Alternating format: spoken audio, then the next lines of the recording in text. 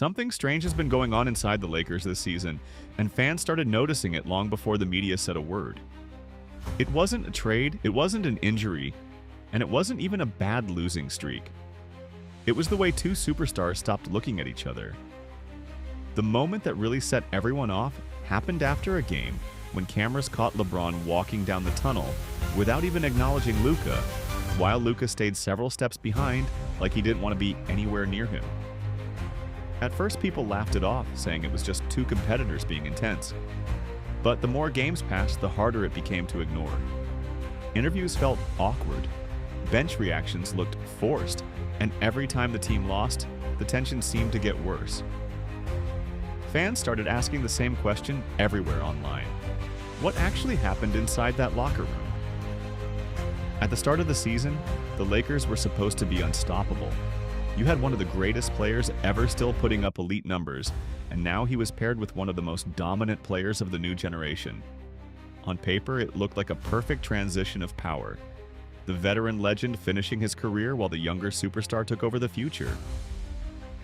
But things didn't feel like that at all. Instead of looking like a smooth partnership, the team started to look like two different groups sharing the same jersey. One side revolved around LeBron, his influence, and the people close to him.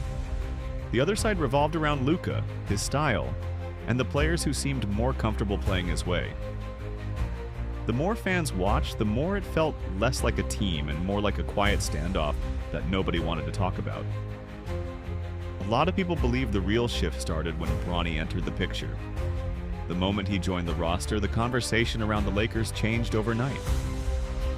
Some fans were excited to see history, watching a father and son play together at the highest level. But others immediately started asking whether this was really about basketball or something else entirely. Every time Bronny checked into a game, social media exploded. Some people defended him, saying he just needed time. Others said the pressure on him was unfair. But there was another group that kept pushing a different idea. They said the situation wasn't just about Bronny trying to find his place in the league. They said it was about the power behind the scenes and how that power might be affecting the entire team. You could feel the debate getting louder after every loss. When the Lakers struggled late in games, fans started looking for someone to blame. Sometimes it was the defense, sometimes it was the rotations, but more and more people started pointing at the same thing. They said the team didn't look like it was built to win right now. They said it looked like it was built to tell a story. And once that idea started spreading, every little moment suddenly felt suspicious.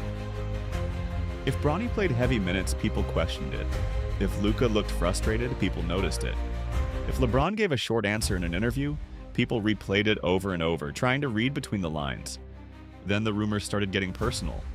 It didn't come from the team, and it didn't come from the league. It came from fans, insiders, and people online who claimed they were hearing things behind the scenes. Stories about disagreements, stories about arguments, stories about players not getting along the way the cameras wanted everyone to believe. Nobody could prove any of it, but the timing made people curious. Around the same time the tension on the court started showing, Luka was also dealing with a lot off the court. Travel, family issues, legal rumors, constant pressure from being the face of the franchise. When fans see a player going through that much, they start connecting dots even if they don't know the full story. That's when the conspiracy theories really took off. People started saying the locker room wasn't just divided, it was controlled. They said certain decisions weren't being made for basketball reasons, but for legacy reasons. The idea that LeBron wanted to finish his career a certain way, with his son in the league, with the spotlight still on him, started turning into a full narrative online. And once that narrative got big enough, everything that happened on the court started looking like proof to the people who already believed it. If the offense stalled, it meant chemistry problems. If Luka looked frustrated, it meant he didn't agree with the system. If the rotations didn't make sense, it meant something was happening behind the scenes. Fans even started comparing numbers to try to prove their point. They looked at lineups, minutes played, and game results, trying to show that the team looked different depending on who was on the floor. Whether the stats actually meant what people thought they meant didn't matter anymore. The story had already taken over, and once fans decide there's a story, every game becomes another piece of evidence. Every loss feels like confirmation. Every awkward moment feels like something being hidden. What made things worse was how quiet everyone stayed. Nobody from the team said anything directly, but the silence just made the speculation louder.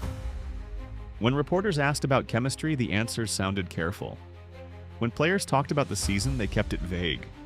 And the more careful the answers sounded, the more fans felt like there was something they weren't being told. In sports, people expect drama, but they also expect honesty. When they don't get it, they start filling in the blanks themselves.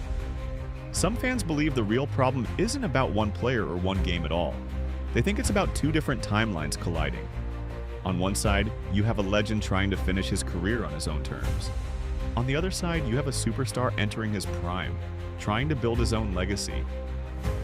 Both things can't always happen at the same time without tension. And when you add family, expectations, and the pressure of one of the biggest franchises in sports, even small problems can turn into something bigger than anyone planned. What makes the situation even more interesting is that Luka hasn't said much publicly, but his play on the court has been louder than ever. Night after night, he's putting up huge numbers, carrying the offense, and playing like someone who's trying to prove something without saying a word. Some fans see it as leadership, others see it as frustration. Either way, the more he dominates, the more people wonder what the team would look like if everything around him felt normal. At the same time, the conversation around Bronny hasn't slowed down either. Every performance gets analyzed, every stat gets posted, every mistake gets replayed online. Some people say it's unfair because no rookie could handle that kind of spotlight. Others say the spotlight exists for a reason. Either way, the pressure keeps building, and the more pressure there is, the easier it is for fans to believe that the tension inside the team is real. And that brings everything back to the moment that started all the questions. Two players walking down the tunnel, not saying a word to each other, looking like they didn't even want to share the same space. Maybe it meant nothing. Maybe it meant everything, but once fans saw it, they couldn't unsee it. And from that point on, every game, every interview, and every rumor started feeling like part of a bigger story that nobody on the outside fully understands. And the craziest part is, the season isn't even over yet, which means whatever is really going on behind the scenes might not have come out at all.